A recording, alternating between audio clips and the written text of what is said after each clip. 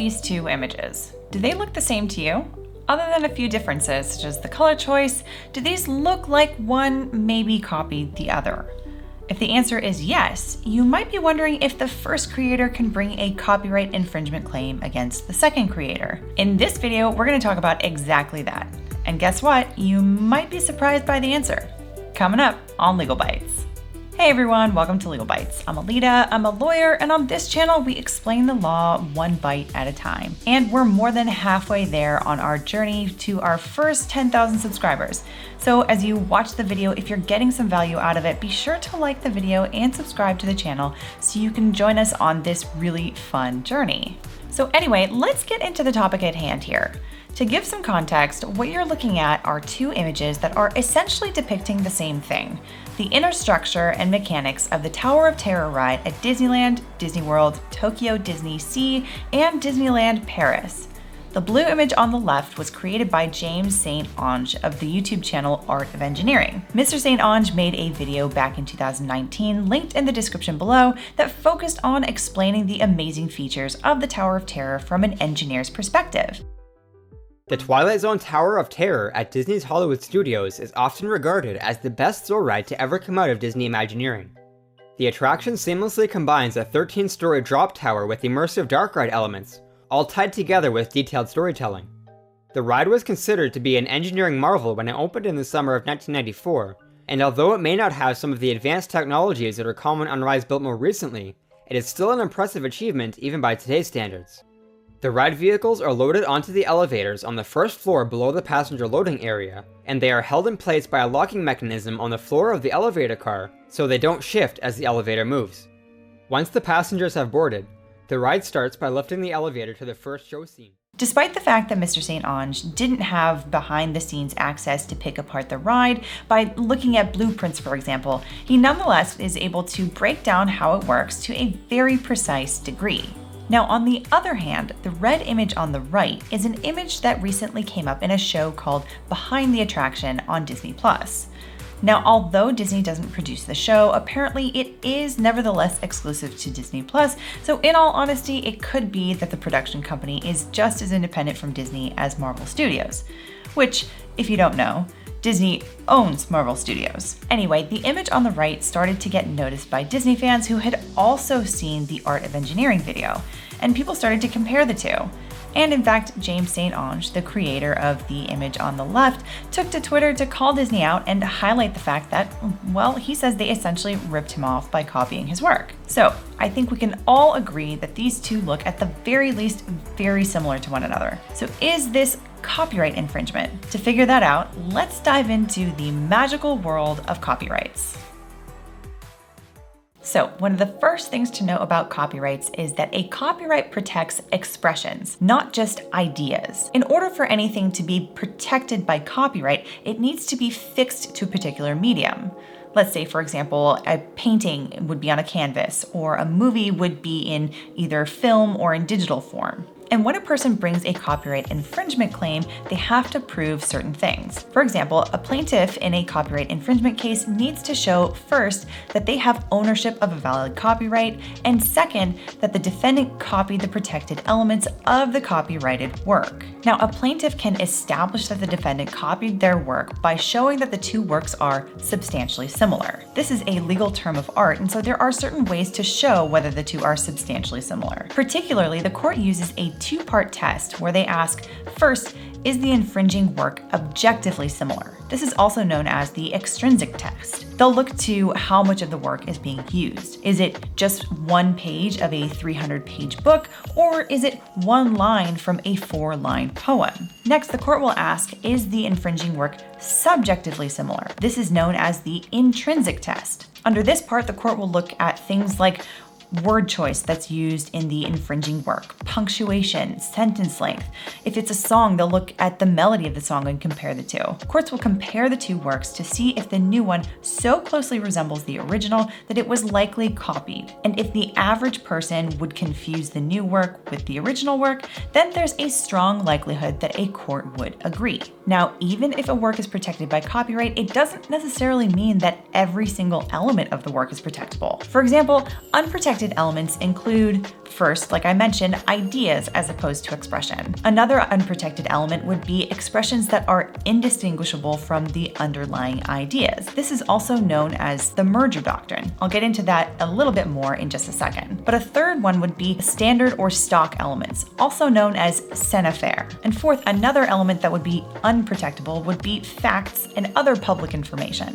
If you notice, one thing that all of these things have in common is that if they were to be protectable by copyright, it basically would cause a certain infringement of free speech. Generally speaking, courts want to give copyright protection to creators in order to incentivize them to continue creating. However, at the same time, they also don't want to give them too much of a monopoly that would prevent the public from being able to take part in natural expression of their own. So let's look a little bit closer at the second one, the merger doctrine. The merger doctrine comes from this concept that some ideas can only be expressed in a limited number of ways. When an expression is so limited and the idea and expression merge, that's the merger doctrine. And like I just mentioned, expressions merged with ideas can't be protected, or else one author would own the idea itself. In other words, the author would be able to monopolize that idea. To highlight the merger doctrine, let's make a couple examples. On the one hand, let's say you have a play that is depicting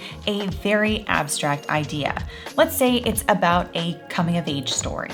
There are arguably thousands and thousands of ways to express that idea and to express that concept.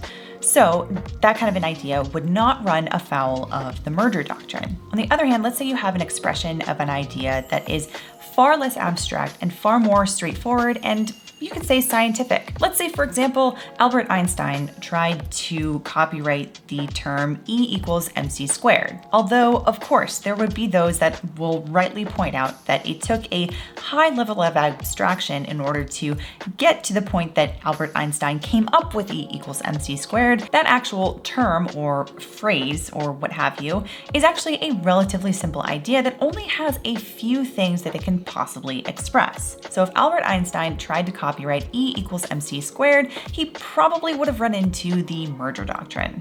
Now, aside from the merger doctrine, there are also other things that can come into play to run into a plaintiff's ability to protect certain elements of their work. For example, when a work is based off of another work, there are elements that are used that are copyrighted by the underlying work that can't be protected in the plaintiff's work. For example, if someone takes a famous painting and uses it as a basis for another piece of art, let's say to turn it into commentary on the high art industry, then let's say another artist adds their own layer of art to the same thing to make their own message. That middle artist can't try to claim copyright for the elements of their work that use the work of the first artist. Now, in addition to that, and in addition to the merger doctrine, there's another layer of complexity in this particular situation. So what we're talking about here is architecture. Architecture used to be generally protected with other works of art under the generic Copyright Act, the versions enacted in 1909 and 1974. But courts found that these versions of the Copyright Act didn't actually give much protection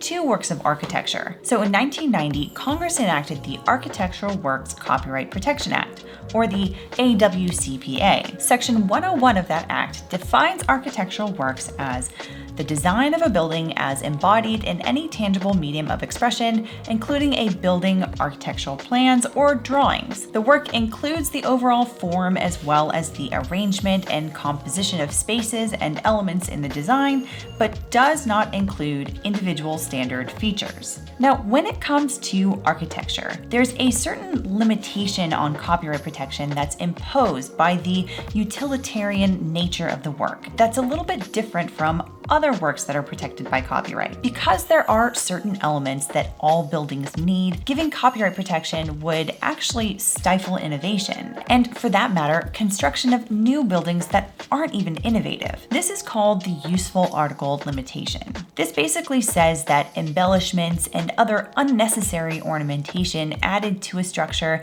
can be protected by a copyright, but that most aspects of a building enjoy little, if any, protection. So for example, example, your average suburban townhouse wouldn't necessarily get any kind of copyright protection. However, if you were to look at the St. Louis Gateway Arch, that is the kind of thing that is absolutely not functional and really there for aesthetic and artistic purposes, so that would be something that would get more copyright protection. Now, tying this all together in this particular case concerning the Tower of Terror sketches. Looking at James St. Onge's work, you can see that this appears to be a sort of simplified version of a blueprint of the Tower of Terror. For example, you can see the shafts for the elevators to travel up and down, and you can see the levels where different scenes play out before the riders experience the thrilling drops that make the ride so great. And trust me, I've been on this ride. It is really great. One of the things that makes St. Onge's sketch so great here is its simplicity. It helps him to explain a complex idea very clearly, specifically how the engineering of the ride makes it work. If it had too much extra fluff, the viewer could be potentially confused by overwhelming detail, so keeping the visual minimalistic in nature helps get his ideas across easily. However, while the minimalism of the image is one of the things that makes this video so great, it also is something that could interfere in any copyright claim he may have in it. Specifically, let's first refer back to the merger doctrine, which says that copyright protection will generally not be given to a work whose expression can only be made in a limited number of ways, or else we run the risk of an author monopolizing the idea itself. Remember how I said that expressions that are very abstract, like a play about a coming-of-age story, those are the kinds of things that can be expressed in many, many ways.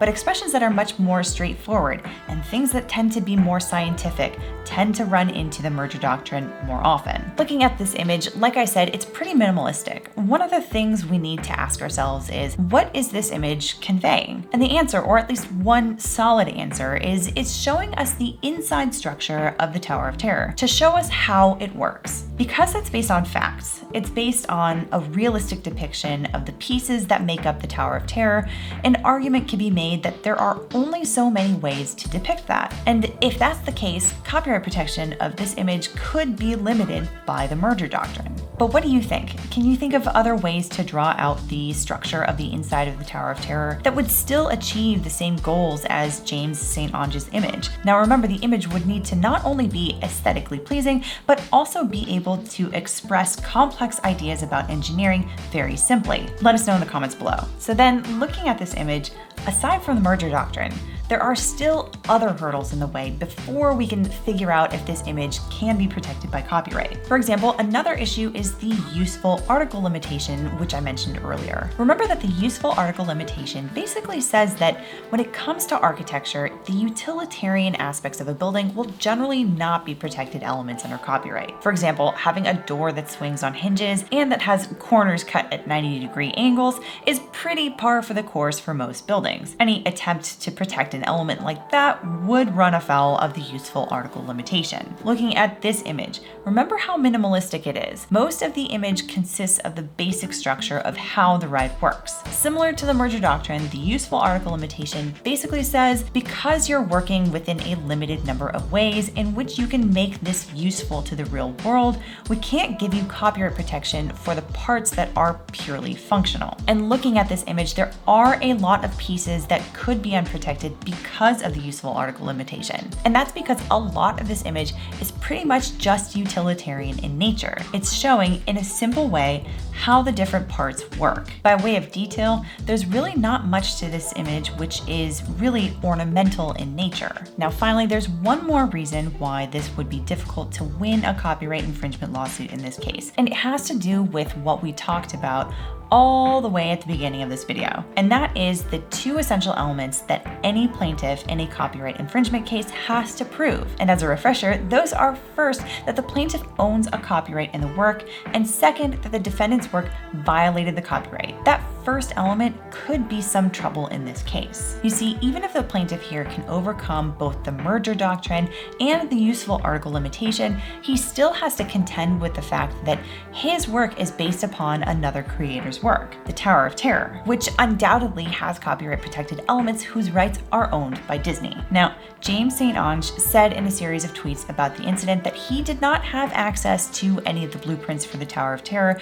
when he was sketching out his images for the video. It's It sounds like what he's getting at is, I didn't copy any copyrighted work. And it is true that people can take photos of architecture that is otherwise copyright protected. Photographers don't necessarily need to pay any licensing fees to a copyright owner of architectural works in order to sell prints, for example, of the Empire State Building. But although James St. Onge says he didn't use any blueprints, he's still conceding that, of course, the image is not a design that he created out of nowhere. It was created by studying the work of the Imagineers at Disney. So the design of the overall mechanics of the ride and the way it all fits into the architecture of the building as a whole is not something that James St. Onge can claim copyright protection for. Most likely, only Disney can. So all of these hurdles, if they can't be overcome, what does that mean? Is there nothing in this man's work that he can protect by copyright? Well, not exactly. When a court finds that certain elements of a work cannot be protected by copyright, they might find that other elements are entitled to copyright protection. For example, many have pointed out the decorative details that St. Onge uses, like the little nodes at the bottom level, or the handful of stars, the EMC squared, and the clock on the top level. There's also the mid-century design style that seems intended to invoke the old Disney posters advertising Tomorrowland, Adventureland, etc. Now, most of these also indicate aspects of the ride, but there are arguably a number of ways to illustrate, for example, that top level of the ride. So those added decorative elements would probably be left protected by copyright. And that means that St. Onge could possibly have rights to those elements if copied by another creator. So in examining St. Onge's work and comparing it to the image by the behind the attraction people, you can see that just about all of those decorative elements are used and in almost the exact same placements. So does that mean that there's copyright infringement here? Well, maybe. You see, courts don't necessarily like it when someone tries to enforce copyright infringement cases against another person when the work in question takes another work and only changes a few minor details. In other words, if there's not enough original material in St. Onge's image, a court might not find for him against the people at behind the attraction. So really the big question that could be left to a jury, for example, would be how much of his image is his own input and how much of it is he using copyrighted material from someone else. So what do you think? Considering what you know now about the merger doctrine, the useful article limitation, and the other underlying copyright issues, and comparing these two images to one another, do you think there's enough original material for St. Onge to win a copyright claim against the people at behind the attraction? Let us know in the comments below. Otherwise, I hope you found this interesting or at least informative, and if you did, we'd love it if you'd hit the like button. It does help us with the YouTube algorithm gods. And otherwise, if you want to see more content like this, be sure to hit the subscribe button and the notification bell so you can find out when the next video is uploaded. See you in the next video.